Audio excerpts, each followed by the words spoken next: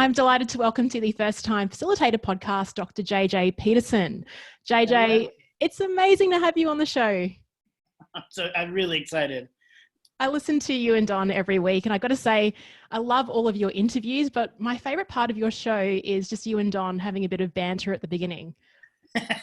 That's my favorite too, since that's the part that I get to be part of. But it's we just kind of decided early on that we wanted to make it feel like what our office feels like, so it feels like people are in the room with us, and so we literally just sit down and start talking. So it's really, and you're lucky that both of you are actually quite comical. You know, it's not too boring people. It's like, wow, I really want to hang out with these people. And honestly, that's the reason why I reached out. I'm like, I want to hang out with JJ. So plus, I mean, this is what you do. So can you please share with our listeners a bit about your story, your career pivots? Because you've had a bit of an interesting career background that's brought you here today.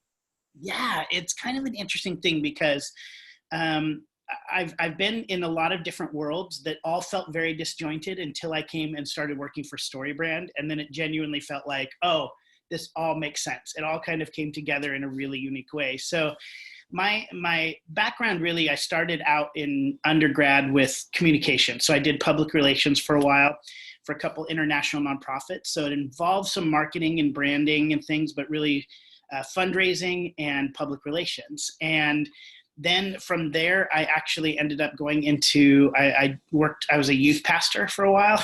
I worked at a big church and then did improv comedy. And I toured around the US and Canada doing improv comedy, and then decided I was done with the touring life and wanted to teach. And so went back and got my master's in study of story, really.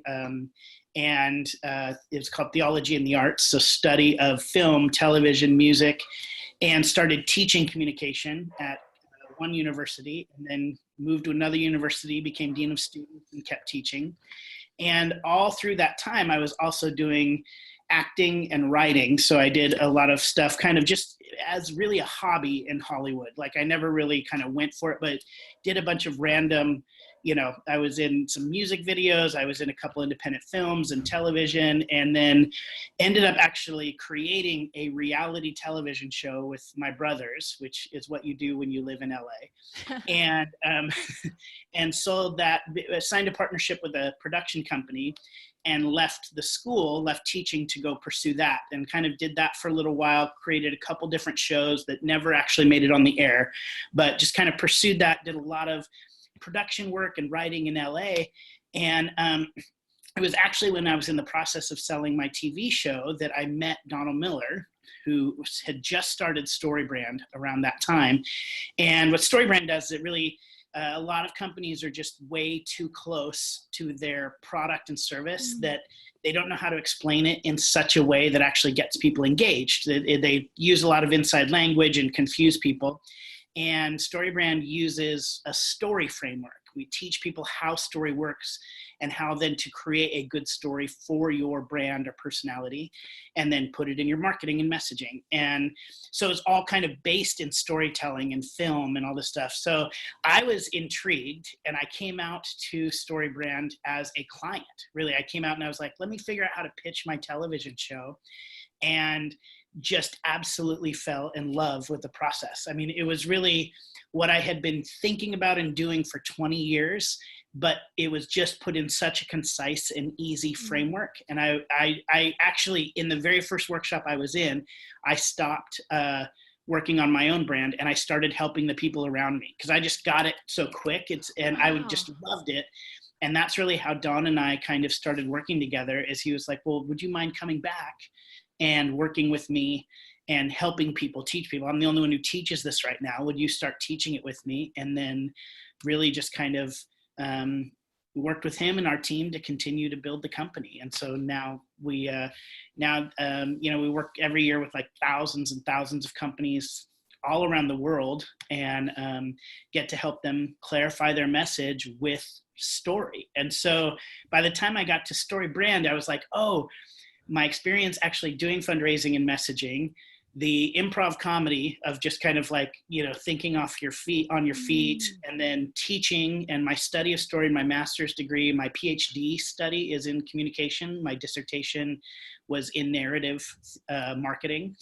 And it just kind of like all came together in this. I was like, how can I combine film and teaching and communication? And it was like, it's this. And so it was kind of crazy to get to where I am, but now I genuinely feel like my entire life was built up for this.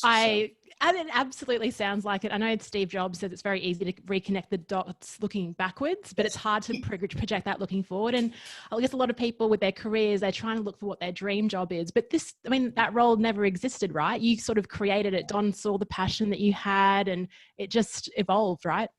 Yeah. And it really, I think for me, it just always was about taking the next step forward. You know, even every job I stepped into, I honestly have loved every job I've had. There's never been a job that I've hated, but I always felt like it wasn't the final thing. And so I would kind of step into it and give what I felt like I had to give in that space and also learn. It was both kind of a give and take where I could learn a ton and I could also use my gifts to help whatever organization I was a part of. But each time I was like, I mean, even when I went into comedy, which feels like a dream job for most people, I remember going, I think this is a 3 to 4 year thing. And it was, I mean, it really was. And even when I did my first PR, I was working for a company that worked in community development in Central America. And I was like, I love this and my heart is here and I love serving the disenfranchised, but this is probably a 3 to 4 year thing. And it was. But now I genuinely feel like I'm not sure what other job, I mean, this might be a stepping stone to something else, but I really like, at this point, I feel like, no, I've found it. I've been with StoryBrand about 4.5 years now, and it feels like I started yesterday. I love it. That's amazing. Can you just quickly share your process? It sounds like, you know, I'm in this role for 3 or 4 years. It sounds like you had a mindset of constantly evolving. I mean, like you said, evolving is probably the key word. At the moment, we're all being disrupted. So Sure. we're very quickly having to evolve. Yeah. What's your advice to people that are getting a bit stuck and, you know, they thought that they had this career for their lives and now their industry has been impacted? And I've sort of moved it to something that's very current. Yeah. But, I mean, we're all having to evolve very quickly every day. We're sort of, our emotions are going in different places. Yeah. What's your sort of tip for having that mindset of being agile? And it's kind of like, so what I'm hearing, I guess you have a background in improv. I feel like we're all playing some weird improv skit at the moment. Yes. Oh, for sure. We've never been in this scene before. Like, that's really what's going on. You know, I think Don really has taught me, you know, I studied a lot of story, and then Don and I talk a lot about story. And one of the things that I think was always intrinsic in me is that in any situation I stepped into, I had to ask myself, am I a victim? I really would stop and go like, and almost always I would say, I'm not a victim here. Like, whatever situation I was in, and in this situation right now, I feel like we are experiencing where people are placed in the position of victim. But just kind of really quickly, in story, there are really 4 roles that people play that characters can be in a story. There are the victim, the villain, the hero, and the guide. Those are really the 4 main roles that people play. And what I began to understand about the victim in a story, when you understand story, is the victim, there's never good stories written about a victim, because a victim is not meant to be a permanent position. And in order for the victim to matter in the story, the only reason they matter is to make the hero look good and the villain look bad. That's it. That's the only reason they exist. Now, there can be movies about somebody who started in a victim role and became a hero. Like, that's a transformational journey. But the person who stays the victim the entire time, no good stories are written about them. And so, and the villain is the person who like takes a situation and something bad happens to them and they have to create revenge out of that.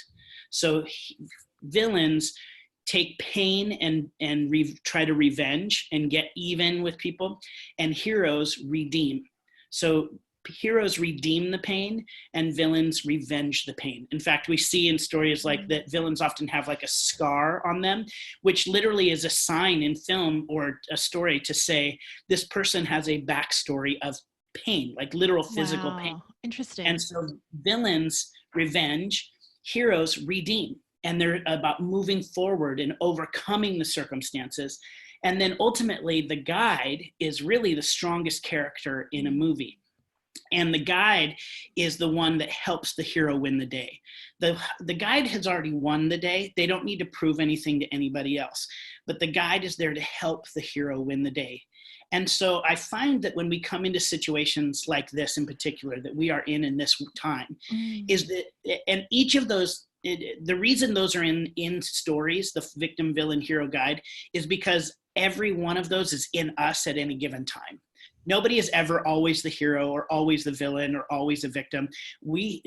Those all live in us at any given time. And we actually have the ability to choose to step into what role we want to play.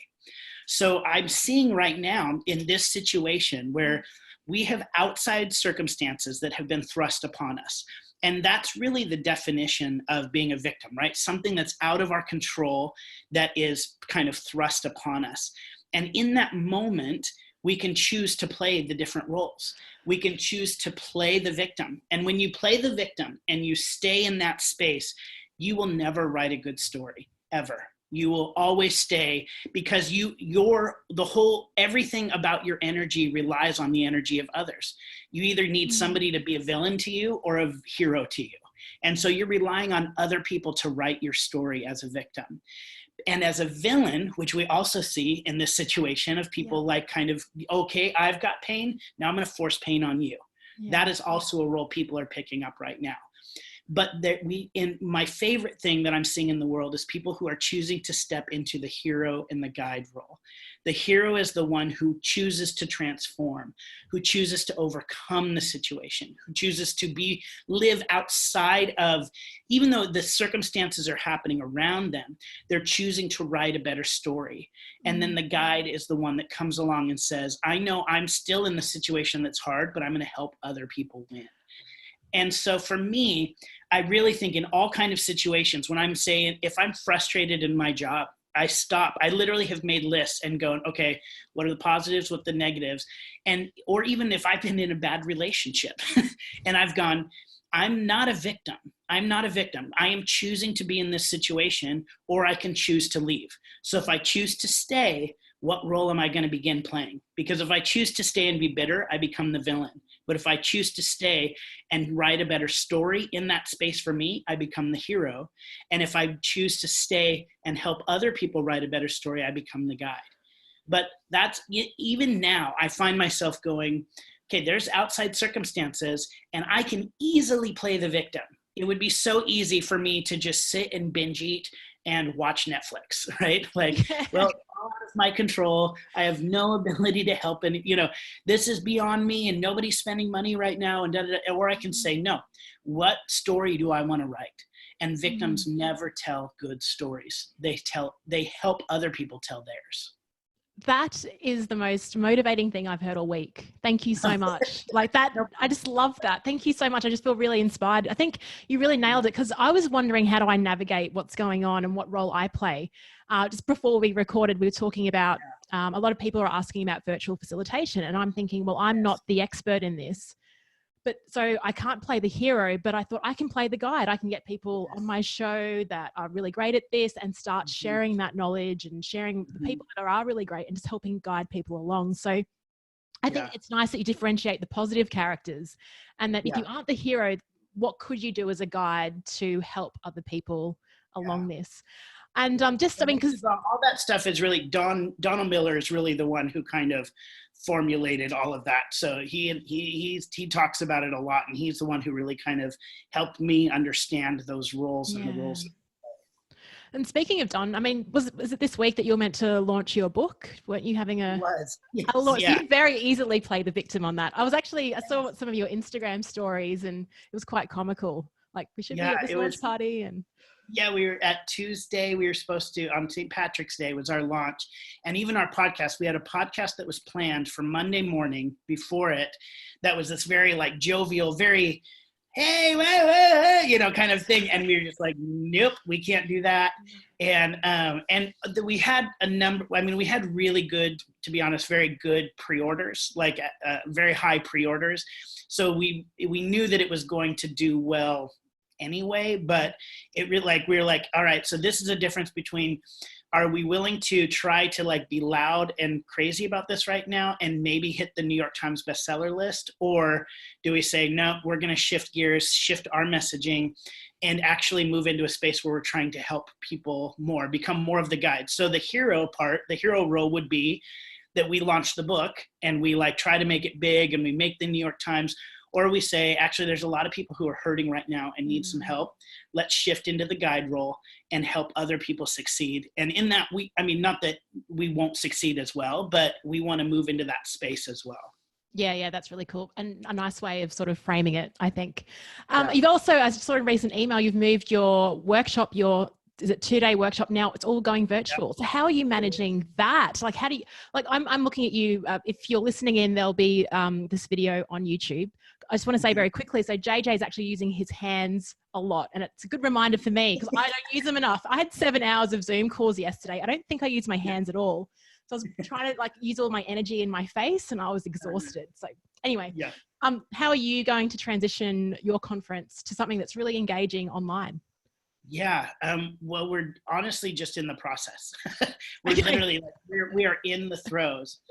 So the biggest thing we're trying to figure out right now is technology, to be honest, like how to get 300 people on an event where we have coaches. So it's not just live streaming the event, but it's actually like we have coaches that are going to be coaching the 300 people in private Zoom rooms and all of that stuff.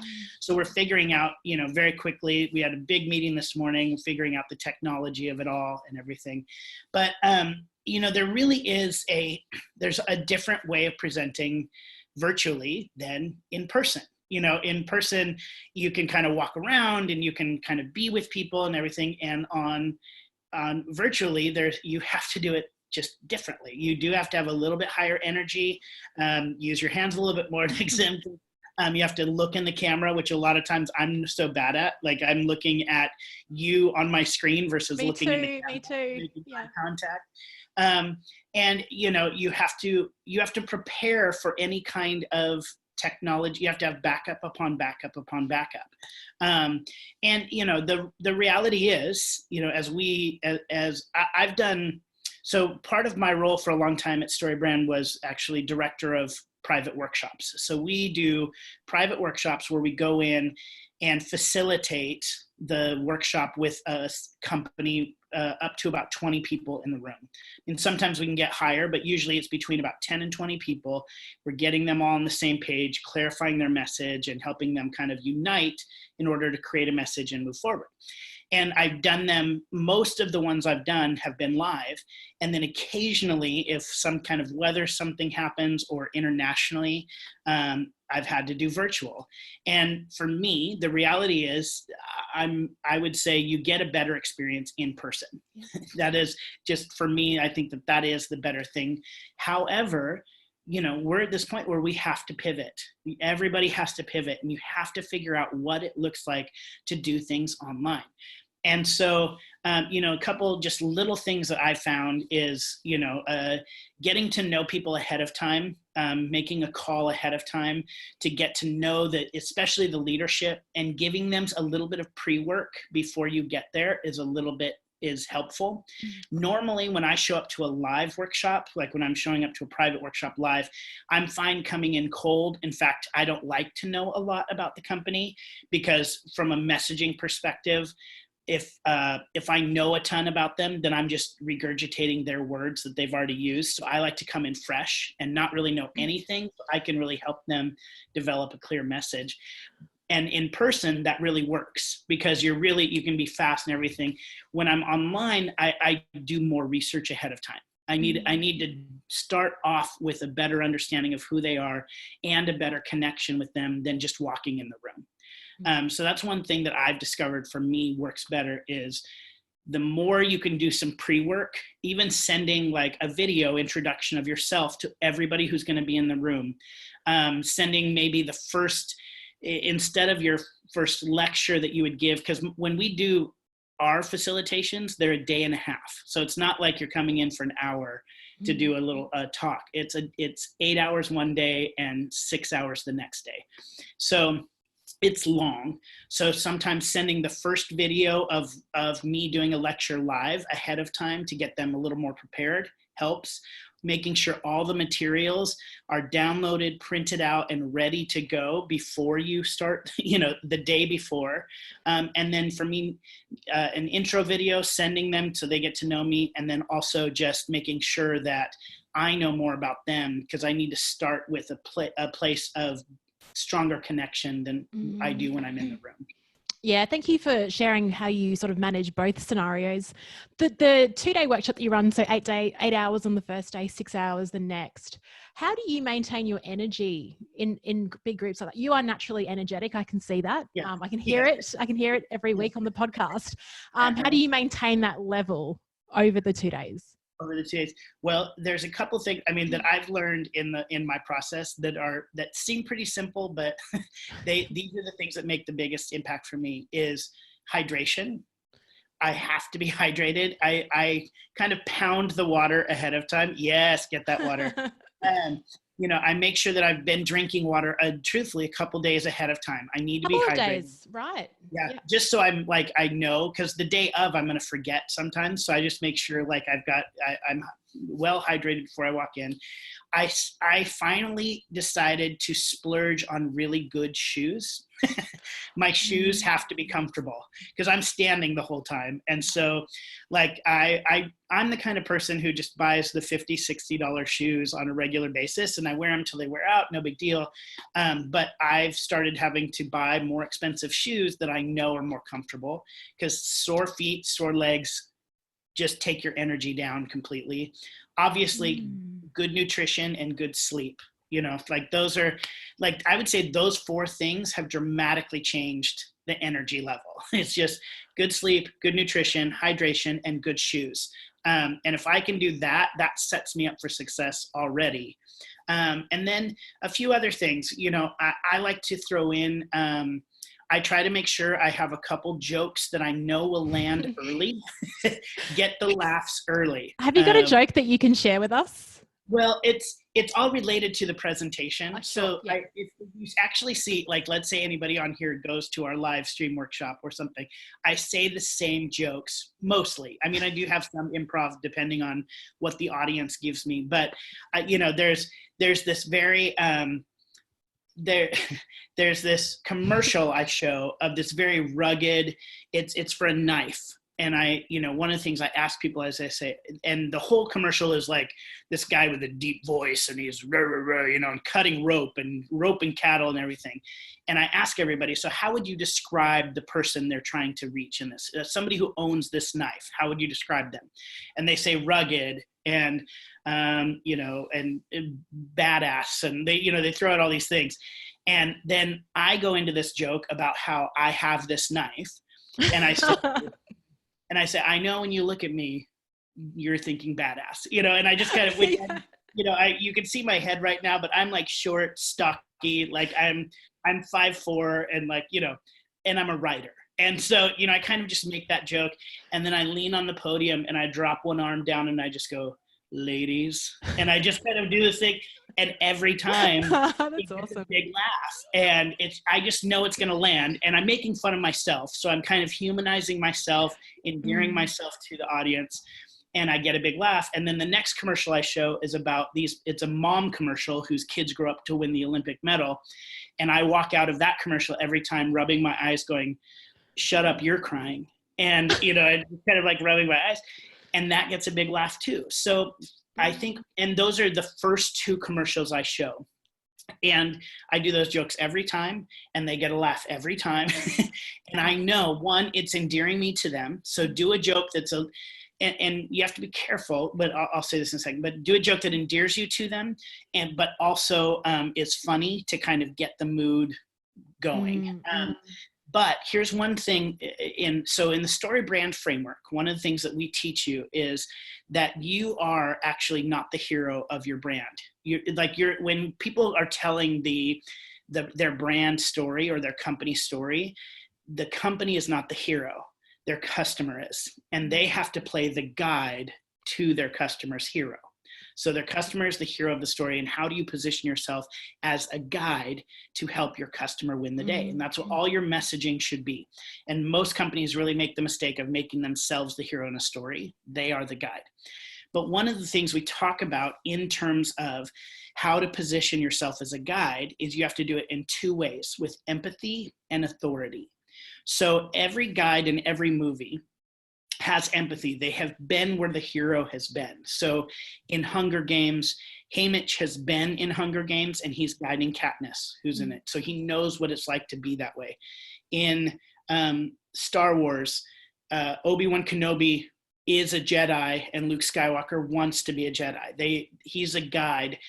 So you have to have empathy for your customer, that you've been there, you feel what they're feeling, you know what they're feeling. But you also have to have authority. You have to have been there and done that. So Haymitch has won the Hunger Games, and also Obi-Wan Kenobi has become a Jedi. So you have to have already won the day, and you're helping your customer move forward, right? So what happens is, for the sake of vulnerability and a joke, people might diminish their authority. And you have to be really careful about that, because once you diminish your authority, you're no longer their guide. So I can make jokes about my stockiness, and I can make jokes about not being a badass, and I can make a joke about being sensitive. I can never make a joke about that I don't know what I'm doing in marketing or story. So I can't, that's where so people will make jokes that are self-deprecating when you're presenting. But if you're presenting and you make a self-deprecating joke about the material you're presenting, you lose authority. So you can't say, you know what, sometimes marketing is crazy and I never know what to do.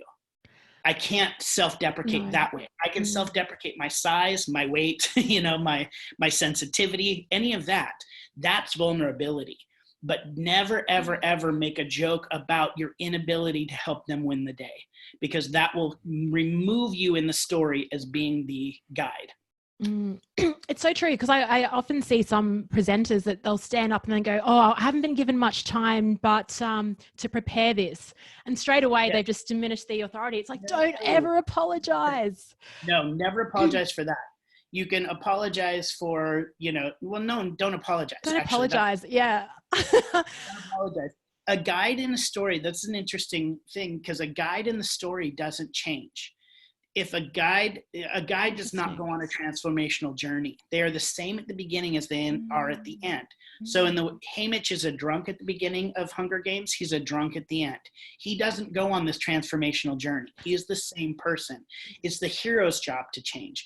So you cannot stand up and, in the space where you're an authority, a speaker, presenter, and marketing or teaching, you can't do I'm kind of in this journey with you. You can't. You can do it in other places. Taking care of my kids and homeschooling is the worst right now, right? You can kind of go into that and go, I don't know what I'm doing. I'm tearing my hair out because I don't know how to keep, got my dog and my kids, and my wife is now my coworker, you can joke about that, but you can't joke about being a presenter, being in marketing while you're presenting. Yes. While you're presenting, because and now you know why. It's because it actually diminishes your authority as a guide. And they're not looking for another hero. You are not the hero of the story. You are the guide. Thank you. Thank you so much for clarifying between the hero and the guide. Because I think, particularly as first-time facilitators, I know when I started facilitating 5 or 6 years ago, I thought that I had to be the hero. Yeah. I had to go in, I had to be funny, I had to be professional, I had to know all the content and all of that. What I've seen that shift now is I am now playing the role of guide. And what that does is now I can get a good night's sleep the night before, because I'm not so worked up on how I'm bringing myself. It's all about how do I get the best out of the people in the room. And I think that's the shift that needs to happen. When you're a first-time facilitator, it's all about perfection and me being great. But when you turn into guide, it's putting the focus on the group. And in that instance, it's like, well, what can I do to support them? And the pressure is off. Yes. And it even changes the way you walk on stage. So a lot of people will walk on stage and go, hi, my name is, and I'm here from, and I've got, and they start introducing themselves. If you have been given a stage, You already have authority. You do not need to explain why you're there. So you need to walk on stage and start with it. So how a good story works is there's 7 elements of a story, really.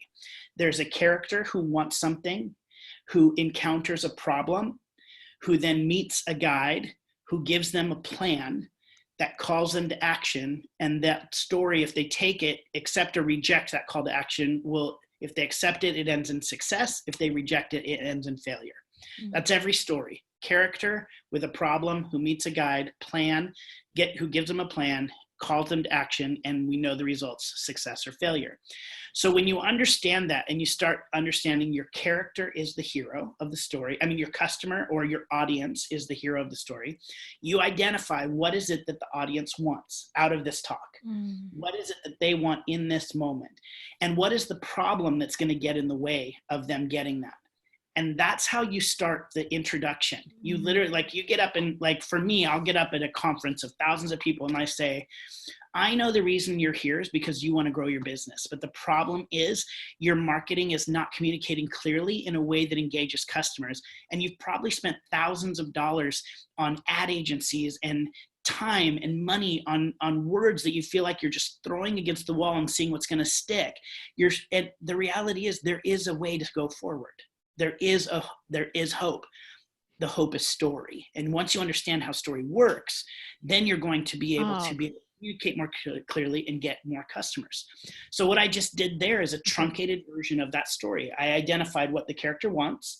Then I really ramped up the problem. I talked about time and money and energy wasted on marketing. And then I gave a clear vision of what the future could look like, what success looks like. So when you do this, you're going to be able to connect with customers more, grow your business. So instead of getting up and just doing that, you can either get up and start with what the character wants. Like you can start with, here, I know why everybody's in this room. And just literally say, you're here because you want to be top. You want to be top in your industry, or you're here because you want to learn how to be a better teacher, or you're here because, so you can start with that, and then immediately go into the problem, or you can just start with the problem. You can literally say, we have a huge problem. Wow. And identify what it is that the customer's problem is, or your audience's problem is, because the only reason they're going to listen to you in this presentation is because you're going to solve a problem for them. We classify brands, teachers, any company really, in our brains by the problem that they solve. We think that we go, oh yeah, Tylenol and Tums, and we have all these big brands out there. But literally, if I was to say to you, oh man, I have a stomach ache, you would be able to say, oh, I have Tums, or you should take Pepto. If I say I have a headache, you say, well, here's some Tylenol or Advil. We identify the brand by the problem it solves. We don't think about the brand outside of the problem. So when you get up on stage and you begin talking about your audience or your customer's problem, and you just ramp it up and you say, here's the problem, but it's worse than that. It's this, and it's worse than that. It's this, and you would not believe how bad it's gonna get. It's this, this, this. And then you say, but there is a way forward. Right? So that is, you have to invite customers or audiences into a story. And when you do that and they start going, yes, yes, yes. And then you go, boom, here's the Tylenol. It's me, or it's my ideas, or it's my product. Right? So don't get up. I would say, do not ever get up on stage and go, hi, my name is da-da-da. And I have a PhD and da-da-da. You don't do that. You start with a problem. And once you identify the problem, you speak it, ramp it up. Now people have a reason to listen to you. Don't give them your credentials. They don't care about your credentials. They care that you can fix their problems.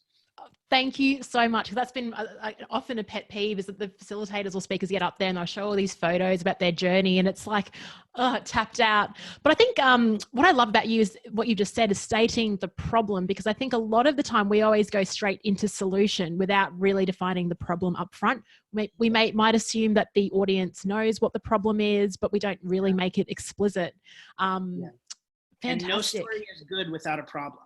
Right? No. Like if you ever hear somebody tell a boring story, they're like, yeah, so it's the craziest thing happened. I went to the beach today and I laid out. And then I watched the waves, and there was like volleyball going on. I mean, like they'll just start saying things, and what we're doing is we're waiting for them to tell us, like, you want to say, and then like a tsunami came, or then yes. a tank came out of the ocean. There needs to be a problem for the story to actually matter or be good. And so it's the same with our messaging and the way that we facilitate and teach. Is if we don't start out with a problem, nobody knows why they need to listen to the rest of what we're about to say. Awesome. That's really great. Thank you so much for sharing that framework. When you were sort of talking about the problem and what StoryBrand does, I just felt like saying, take my money. It's just, just so strong. And I think we'll definitely link to the framework and your new book in the show notes, because I think it's, we've got a lot of facilitators that listen, probably 50% that work internally, 50% that have their own business. And even for those that work internally, I've just come out of corporate. A lot of the time we're having to sell these internal programs to us, to stakeholders, and make it worth their time to attend. But I think we're like, hey, here's a great program, but we don't often define the problem and why you need it. I think that's really compelling.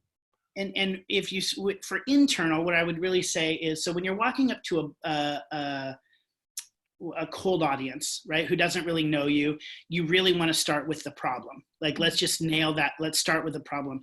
But from an internal perspective, what you want to say is start with what the customer wants, what the character wants. So internally, you would say something like, hey, I know we're all looking for a way to save time in whatever, when it comes to, let's say, we're looking to let's start with HR benefits, right? So say something like, I know everybody here is looking for a more effective way of taking care of their family, both financially and time-wise. You want a more effective way to understand how to process your benefits so that you can take care of your family. We all want to take care of our families. So you position what they want, and then you say, but the problem is, and then you go into what is the problem that this training is going to solve, right? So you say, but the problem is we have this old antiquated system that actually just wastes your time, right? So, and wastes your energy. So now you're ramping up, like there's a thing that's getting in the way of what you want. And then you position the training as the solution.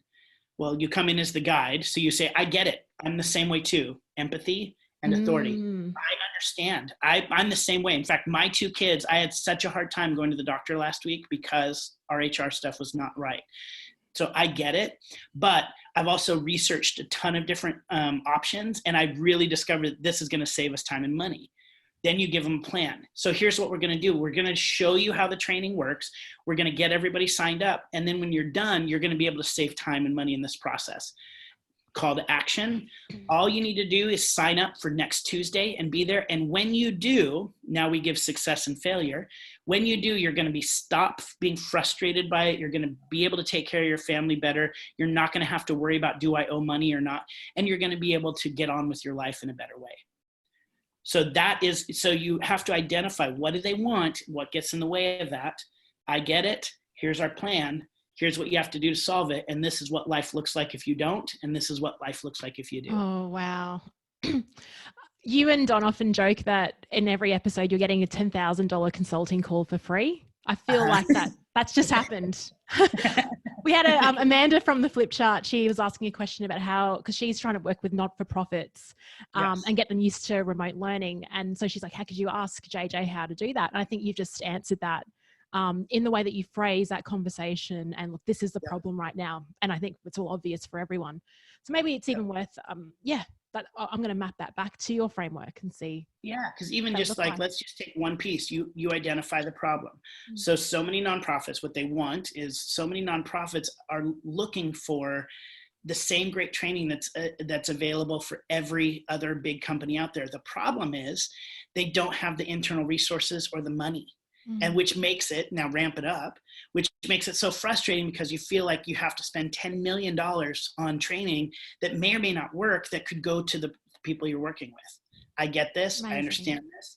So remote training. So here's how we fix that. We give you access to the experts, but we do it remotely. So you can do it at your own home at a cheaper price, at a better, with as many people as you want. When you sign up, this is what this looks like. if you don't do this, then you're missing out on so many great opportunities. But if you do, then you're going to get access to the best training at a price that you can afford and actually get back to helping the people that you came to serve. Bravo. Look at you. You are in absolutely the right job. I think that was amazing. I mean, like I can see everything, the improv, the story. I mean, the fact that you've done this for 4.5 years, you could probably get any industry and do this. Yeah. What a superpower. That's and it's just all amazing. Based on the framework. I mean, it's because I have this framework that tells me what to say, right? Yeah. So it gives me guide rails. And when we teach people the StoryBrand framework, really it's all about like, for me, these are the guide rails. So you have to understand, like when you're starting to create messaging or you get up on stage, don't go outside of this box. This is what you have to say. Within it, you have a lot of creativity, but start with the character one, go to the problem, position yourself as the guide. All of those things are there. And so now I really can and sometimes I practice in the grocery store. Like I'll walk up to the product and I'll just like start with, well, what's the problem that Oreos solve? And how do I, and really just begin to like articulate those kind of things. And once you get to that size, that's the thing is like, a lot of us are looking at say like Nike or Coca-Cola or Oreos that are these big things and we're trying to copy what they're doing. Yeah. Don't copy what they're doing. Mm-hmm. They're brands, they're big brands. And there's a difference between branding and marketing. Mm-hmm. Branding is how you make people feel. And that's really like once you get to that level, Coca-Cola they don't need to explain to people who they are. They need to make people feel something. Mm-hmm. So they just live in the branding space. But marketing is what you do, how you make people's life better and how they get it. Mm-hmm. That's really all it is. And so most of us go to this, like we need to have beautiful websites and we need to be flashy in our presentation. And those things are fine at second level, next level. Yeah. But most people have missed the marketing part. Yeah. They know how to explain clearly what you do, how you make people's life better and how you get it. Yeah. And when you can master that through this framework, we teach you how to do that through the StoryBrand framework. Then later you can have beautiful commercials and beautiful website and all that stuff and fancy presentations that does all the tricks. But if you miss that first part, you miss out on it all. Yeah, absolutely agree. JJ, thank you so much for your time today. Like, I just can't believe how much value you've dropped in the last sort of 50 minutes. I'm so grateful for this. If listeners would like to reach out, attend a virtual workshop, grab your book, where should we send them?